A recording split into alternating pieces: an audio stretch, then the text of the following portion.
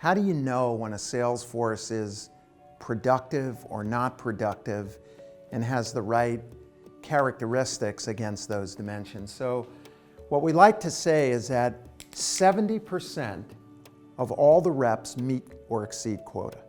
If it's less than that, if it's 60% or 50%, you've overhired and the quotas may be too high and so they're not making their number, or the product market fit is not quite there because they can't sell this stuff. If more than this make their number, the quota is too low and you need to raise the quota to bring it in line.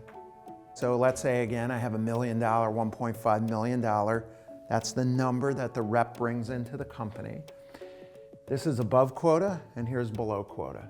What this needs to look like is 70% of the salespeople are above quota and 30% are below quota. And you might want to terminate depending on who's in this tail here, certainly this part of the organization here, to repopulate that. If this number gets too high, you probably want to raise quotas or hire more salespeople.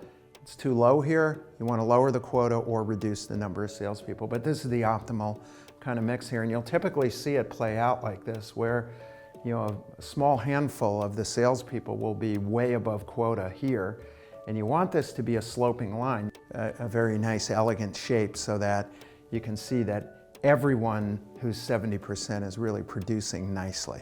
If I have a couple of reps who are crushing it, I literally might have a chart that looks like this, where 5 people are making all the money and the rest are way under quota here. What's interesting is that if 5 people make 10x their number, the company might actually be over their annual revenue plan.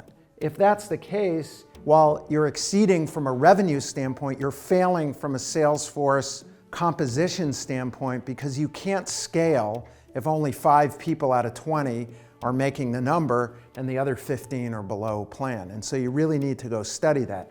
That's why when we talk about 70%, it's not only are you exceeding the company's plan, but is the sales force sufficiently productive across all geographies to get this shape as opposed to this shape? In both cases, the company will make its number, right? Because the area under these curves are identical. When you get to this, a 70-30 mix, that's a nice balance between productivity and a confidence that you should have in your organization, that you have a well-balanced sales organization, well-balanced deployment of reps across territories.